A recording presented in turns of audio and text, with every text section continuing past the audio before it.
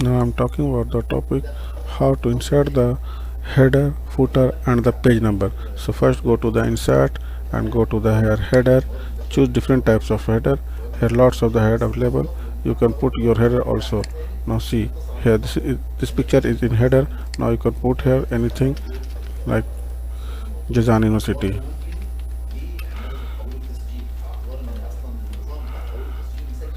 Jazan University.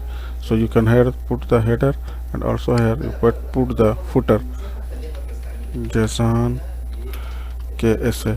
So this is the header and footer. So top it is called the header and bottom it is called the footer.